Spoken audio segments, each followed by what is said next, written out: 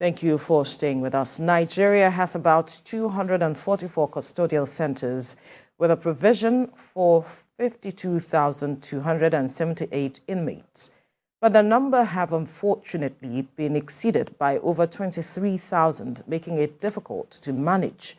The facilities, which have always been run by the federal government, has now been amended in the constitution, mandating state governments to build more custodial centers, feed and accommodate offenders who are convicted and sentenced for committing state offenses.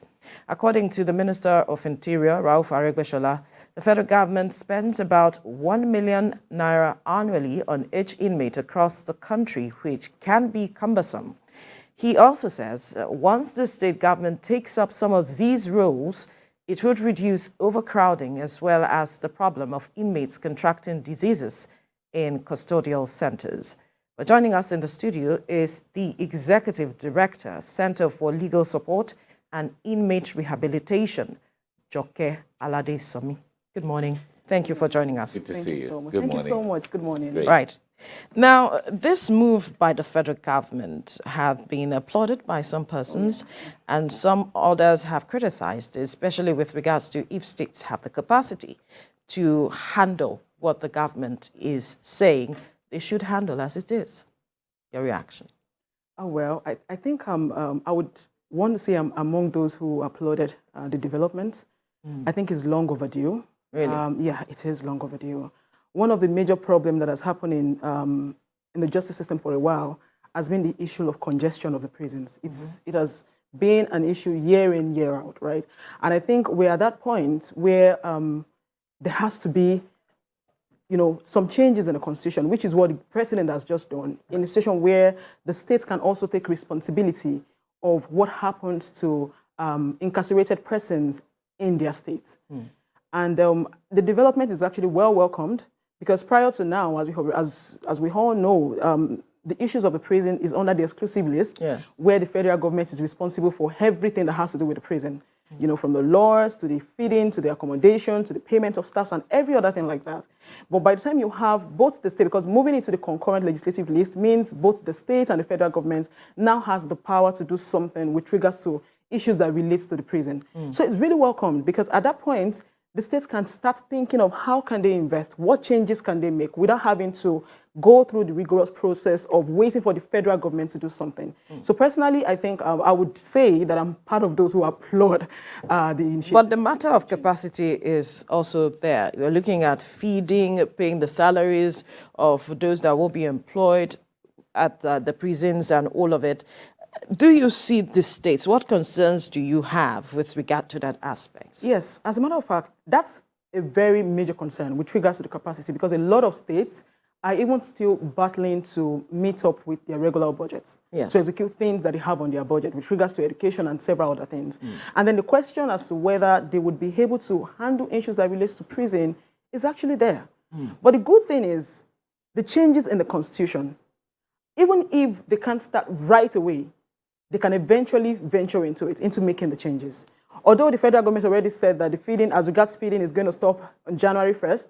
And what we are saying as civil society organization is you can't just leave the states to it, especially for states who are having issues generating their own revenue. Because at that point, it's going to be the inmates, the incarcerated persons, having to deal with that issue. They are going to be the ones suffering in the long run, because if the federal government is leaving a state who is still battling with its budget to take care of the accommodation, to take care of the feeding, and the state is battling with every other issues that relates to its state, then they are going to be at the receiving end of the suffering they're already going through. So even though I applaud the changes, like I said, it's highly welcomed. If you check a lot of the developed countries that we have now and a lot of countries that are doing well in terms of the criminal justice system, you would say that having a state prison is one thing that they've done long before now. It's not a new development. It's not starting with Nigeria. So we have to make progress. So having the state paying responsibility, taking responsibility, is actually something that should be applauded. But of course, the federal government cannot outrightly just leave it to the states to say, okay, the states should be the one taking care of the incarcerated person solely, and so they wouldn't have anything to do with feeding, because they have to also understand that 70,000 plus people are still Nigerian citizens whom the government is responsible for. So that's going to be my position on that.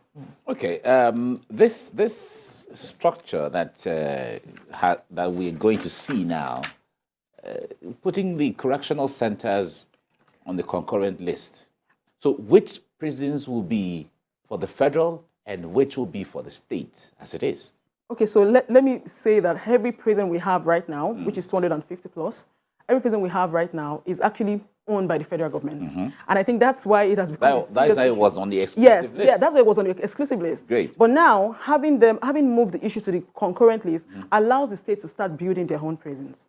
Okay. And there's issue with, we have the United Nations Standard Minimum on Treatment of Offenders. So we have a lot of rules, we have a lot of laws, we have a lot of international standards that the states have to now start bearing in mind as they go ahead to build their own prisons. The prisons are already the federal, but the state now has the power. So now, when it comes to building correctional centers, you now have to start factoring in a whole lot of things. The Minister of Interior already mentioned that more than 90% of those in the correctional facilities are actually state offenders. So really, if you look at it clearly, it looks like the federal government has actually been taking that responsibility off the states. So now the state has to, step up their game to start taking responsibility, build correctional centers. By the time we have more correctional facilities, the congestion would definitely reduce. And then we can start going into the issue of rehabilitation, because it's not just enough to have different correctional facilities. It's not just enough to have different centers. We have to think of beyond just creating, building the correctional centers, beyond just building the facilities. There has to be deliberate steps in putting rehabilitation into shape. If not, before we know what's happening, the prisons are going to be congested again. No, of course. So definitely, one expects that. Yes, it's highly expected. But when you put that into consideration, making the prisons meet up with international standards, then we're automatically working on the issue of overpopulation. And before we know what's happening, we've gone through this phase. Well, in this case where the government is now saying, it takes us so much to feed these people. As time goes on, the states are going to take that responsibility. Does it mean, too, that the federal government is going to give off parts of their allocation to the states as a way of taking? Because when the government is saying this used to be solely our responsibility, but now, going forward, it's going to be the responsibility, somehow you and I are going to share. But is the federal government going to give off part of its allocation to the states in recognition of that? When now that the matter it's on the concurrent list, like I said earlier, both the federal government and the state still has a role to play. Although the federal government, as one of their defense, like I said earlier as well, that the population is the state offenders, and so they should be responsible for their feeding. But I really do think that the federal government still has to allocate some things to the feeding and the accommodation of the incarcerated persons. Because aside what the Constitution says, we also have to put into consideration the incarcerated persons themselves. If they are totally being abandoned to the state, let's look at states who do not even they have very little to generate as income. How would they take care of the thousands of persons in their custody? How would they take care of the thousands of persons who have been remanded within their jurisdiction? So the federal government still has to take the responsibility, at least while the changes are being made. And the changes can't just start playing out. There has to be, laws has to be made. What we have right now is the Nigerian Correctional Service Act. There has to be laws, on how the states are going to regulate issues that relate to the prison within their jurisdiction. So pending when that changes come, the federal government still has to play its role to its citizens. Whether we like it or not, over 74,000 persons in prison are Nigerian citizens. They are not less of a citizen than you and I. They are citizens, and the federal government is still responsible for them. So, of course, there should be an allocation that goes to that population. How would this speed up the justice system in terms of matters of investigations, going to the courts and all of it? Will this also speed that up? Definitely is going to speed that up. If you look at that statistics as well, you will see that as of this morning, 69% of that population are waiting trial. And of course, when the states now, it's beginning to get, with the constitutional amendment, the state now knows they have a responsibility. No more pointing fingers to the federal government. Now states are going to have to answer. They're going to have to be accountable. And definitely, by the time you're able to make that changes, it will definitely affect the the justice system. Of course, the court still has its own role to play. But while we're trying to get the court to play its own responsibility, let's even try and look at the issue of the congestion. Because just like the report you read, these guys have to deal with different kind of diseases, different kind of health issues, different kind of health challenges, and all of that. Once that is sorted out, and let me also give an instance, because I know that there are situations where some incarcerated persons do not even know when their cases are coming up. Yes. They don't even know. Yeah. So, because of course the population is much. You can imagine a center that has over 3,000 persons. There are some persons maybe probably, it's difficult to even get to control those things. I've personally handled a matter before that the person has not been in court for 4 years, for 5 years. Really? Yes, that's what happens. But you would agree with me that once a population is trimmed down, you can easily monitor what is happening. And, oh, this person Identify has not cases. Identify cases that has not made, because the prison has its records as well. You can easily monitor, okay, this person looks like it has not been to, because everybody in the correctional facilities are meant to be going to court. It's not a place for anybody to come and stay and hide or stay or, to live in. It's not even conducive in the first place. Except for those who have been convicted. Yes, definitely, except for the convicts and those on death row and all of that. So once the population is trimmed down, it's easy to look into it and identify who are these persons who have not been to court, what are the challenges, and start looking at the issue. You agree with me, when the population is down, there's a lot that can be done. Compared to when you have a large number of persons to deal with or to work with. So it's definitely going to affect the justice system. All right, talk to us about, because you've talked much about this issue of decongesting the prisons. Right. I wonder what it takes to decongest prisons. I know that it has to do with, expediting action on the cases, but what are the issues that would make it work? Because this advocacy has been on for so many years, but it doesn't seem to be working. So many. We don't have enough courts, or we don't have enough lawyers, or we don't have enough judges. What is the issue? Right. So I would say every stakeholder in the justice system has a role to play. Okay. Starting from the police, down to the magistrate courts, down to the high courts. And by the time we look at the police, there are a lot of issues, that's doesn't necessarily, there are times, let me break this down. That most of the time, what really delays justice, aside the fact that a lot of them, we have a very high population awaiting trial, what really delays justice is that movement of the file, because the law says that once if it's a state offense, like I said, you have to first be arraigned at the magistrate court before you're being transferred. Your file is being transferred to the DPP and then to the high court. A lot of files goes missing within that space, of moving it from the magistrate court to the high court. Once it gets to the high court, there are times when a matter is going on in the high court, and even the person, the offender is not even aware, the accused, How does it go missing? How does their case file go missing? Oh, no, of course. When you're talking about the number of cases they have to handle. And mind you, all of these case files go to the DPP. All of them from the different regions goes to the DPP. What's the DPP? Oh, sorry, the DPP is Director of Public Prosecution. Okay. Goes to the DPP. Because we're not right. So that's the Director of Public Prosecution. It's actually a department in the Ministry of Justice. Okay. Yes. So once the file gets to the Director of Public Prosecution, then the advice is issued whether this matter should proceed to the High Court, or whether it should be tried at the Magistrate Court, or whether the person should be released, or he doesn't have a case to answer, something like that. So that's what happens within that sector. And of course, the issue of witness, because by the time the matter moves from the police station and eventually goes through the Director of Public Prosecution and eventually gets to the court, you're already talking about years. The witnesses are nowhere to be found. So you have a matter coming up, there's no witness coming. Now, the defense counsel now steps up again by asking, okay, and according to the provision of the law as well, that if the prosecutor is not ready to prosecute their case, then the matter should be struck out. But this is not an application you're going to make in one day. For you to even get the judge to strike out the matter, you must have made it quite a number of times. So it's high time for everyone to sit up and take responsibility. But beyond that, and I think that's the aspect that we've not really identified, or we've not done so much in. We need to be, as a country, we need to be deliberate with regards to rehabilitation. We need to be deliberate with regards to empowering these people when they are in the facilities. Because one of the things we've not even been able to sort out is the percentage of our recidivism. A lot of persons come out. You can't control the number of people who come into the prison. And what I mean by that is, once you've committed, or you're accused of committing an offense, and you're being arraigned at the magistrate court, you ought to be remanded in prison. That's what the law says, right? And so you can't control the influx, but at least you can help them to be empowered, because there's something we are missing.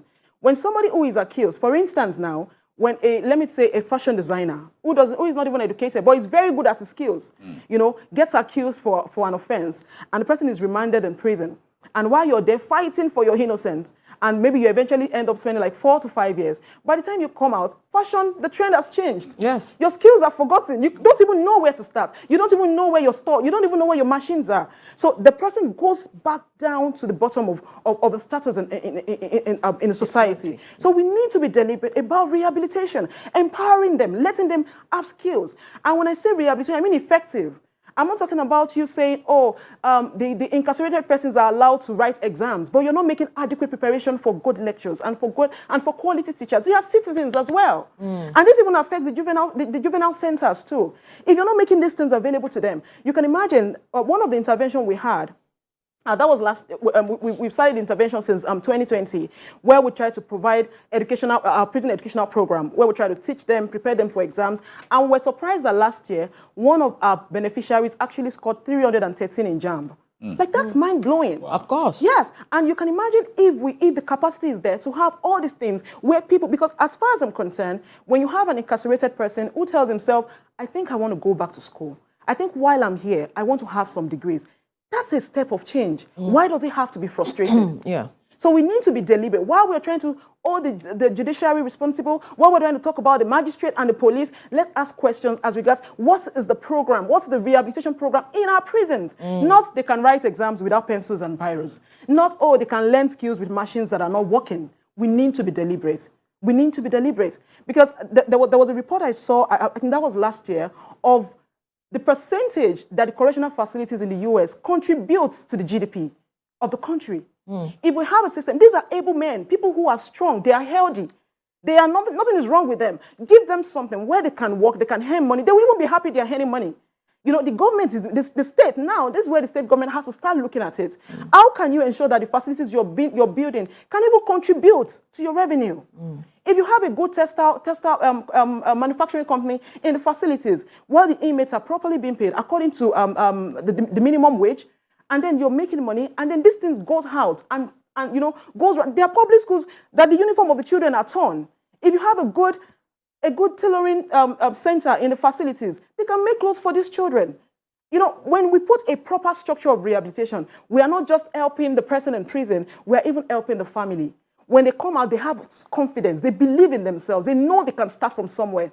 When you're doing that, you're reducing the percentage of recidivism. As you're reducing that, what that means is you're reducing the percentage of people going back to the prison. Because when somebody comes out and the person is helpless and doesn't have anything to do, of course he would go back to crime. This is not me trying to make an excuse, but that's the reality. We are humans. We need to survive. And this is somebody, when the person comes back, nowhere to go, nowhere to sleep. And let me also mention that this is not only, it doesn't only affect those who are convicted.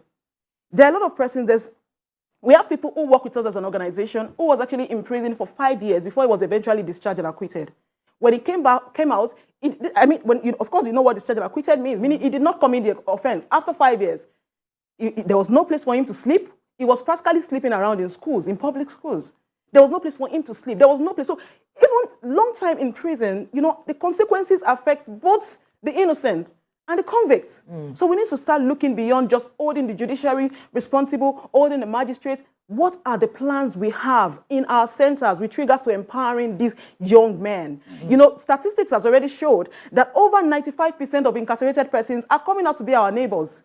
So are we going to keep staring at them thinking, oh, they are just some criminals? Because they will come out eventually. From all you have said, it is obvious that the state governments cannot handle this alone. The private sector needs to come in. Now, so how can, you know, the state government have this handshake with the private sector such that all that you are talking about, the rehabilitation of these persons in the custodial centers can be effective such that it affects, it's to the benefit of the states? Yeah, you know, we are very much aware that most of these corporate organizations have civil society responsibilities. And there are a lot of, for instance, in Lagos, you can't even take 10 minutes walk without passing through a private organization. They are all there. They have the responsibility to give back to the society. But most times, some of them are giving in different ways. Yeah, in different ways. And what I've observed in the course of this work, what I've observed is there is just this blindfold to those in the correctional facility. You know, because everybody feels, oh, they are criminals. I would rather want to attend to the child on the street, which is good. Or I would rather want to interfere in the areas of health, which is also good. But you have to understand that more than 10,000 persons are locked up somewhere and they would come out. Whether you like it or not, they are going to come out. So if you're talking about education, they need education in prisons too. And that was the major reason why we started our prison educational program. They need education in prisons too. They need empowerment in prisons too. So extend it to them. It doesn't just have to end outside. These are people who need it. For instance, now let's look at the women, the female correctional centers. You know, there's always a saying that once you empower a woman, you empower the country, the nation. But there are women there who are still going to, a lot of them will still come out today. So can we start thinking of how to be deliberate? I'm not talking about just surface rehabilitation. I'm not talking about, oh yes, we have 10,000 who are admitted to the National Open University. No, I mean being deliberate. And when we're talking about being deliberate, we're talking about sustainability. How can we ensure that everybody who comes into the facility goes around this circle and is still being maintained? Do you think that maybe there isn't adequate advocacy in such a way that a company that has some funds for CSR, for instance, who wants to put it out there, may not really know that there is urgent need for people in the prisons or something? I totally agree with you that there is no adequate advocacy, and this is also a call on the state government. Mm-hmm. You know, now that you have the responsibility of setting up your own your own correctional center, then you have to help your advocacy as well. Let them know this aspect of the states also needs some intervention. Mm. You know, most times, because it comes from the federal, in the course of my work, I discovered that there's just a lot of some sort of bureaucracy, like some sort of, I'm trying to be careful, you know, even among the prisons, I really don't want any, the care is too much than the help that is coming. You know, so if they can open up, because really, of a true, I think right now there's a particular documentary that is being aired on TVC with regards to some of the things that goes on in the prison. Yeah. If more light can be shared on that, if people understand that there are people here who need help, who are getting better, some of them are there and they're learning mechanical engineering and all those things. Once it's there, then people can start coming out to help. And of course, the CSO also have that responsibility to play, and that's what we are doing as an organization in terms of education, empowering them to have, you know, and since we started, we've had quite a good number of people get into the National Open University, because once one thing I observed before we started the work is we have a lot of people coming in to say, oh, we are paying for their GCE, we are paying for their JAM. You're paying for GCE and JAM of people who do not even have textbooks to read.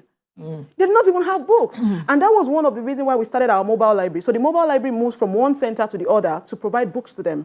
Because now we know that it's not just about paying for them to write this exam, because a lot of them write this exam 5 times, they are still writing. So you are adding to their frustration, or the frustration that they're already going through with the courts. Now they are looking for a ray, a ray of light, and then failure is adding to it as well, making them feel much more less than themselves. Mm. So there's a lot of responsibility. And I feel that it's not just the government, even we as individuals, when we're making intervention in the prison, we have to think about it. Let it be more than just saying, oh, we want to probably give them food or clothes. There's more that they need.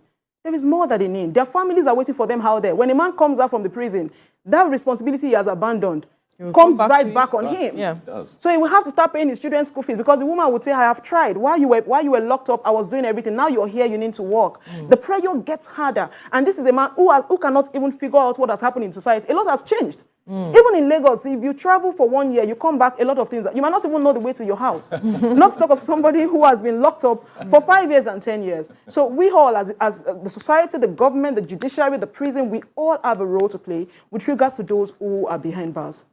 Right. So moving forward now, you've been mentioning, talking about that there are requirements with regards to how the prisons should be built. Give us an insight into that now that states will be taking over this responsibility. What do you expect with regards to how the facility should look like? Of course, I really need to start with the accommodation. Like I said, the United Nations Standard on Treatment of Offender already laid a very clear rules as to what a prison should be like. So the accommodation should be something that is dignified in some ways. We're not asking for luxury. We're not asking for ACs and all of that. But at least the cells has to be somewhere that somebody can sleep. Have you ever seen a picture of what a prison looks like? You're going to shed some tears. Mm. You know, so they have to look at the issue of accommodation. They have to look at how can they ensure that the centers can take people and they can be comfortable with regards to, because we need to understand that majority of this population are innocent according to the Constitution. So how should we, before we're thinking about the convict, let's think about how do we treat the innocent. So the accommodation needs to be good, the feeding needs to be improved, and beyond that, there has to be sections for rehabilitation, like I said. Like last week, I had the opportunity of visiting one of the prisons in Kenya, the Naivasha prison, medium security prisons in Kenya, and sincerely, I was amazed. They had industries, they had carpentry, they had tailoring. You could see the machines. Like I was really, and I'm like, We've also seen some pictures from the Scandinavia. right. Prisons there, they're like, oh God, you're as if you're on holiday. Well, that is even cutting it too high. Let's be realistic. Let's go to just Kenya that is just beside us here. I went to the prison, and sincerely, if I'm going to say the truth, I'm not talking about, maybe I wasn't so much impressed with the accommodation, but I'm talking about with regards to the rehabilitation, the sections that were being built. You know, there's carpentry. We saw the furnitures that were made, and they said they sell it out to the society, to the community. People come there to come and buy. Can we be more deliberate when we are building that? So rather than you complaining or saying that, oh, we do not really have the revenue, we understand that. But start looking at what you can actually make out of the able men that are doing nothing within the facilities. All right. Very important. We need to leave the conversation here now. Joke Aladesomi, we must thank you for your time on the program. Thank you so much. Thank you.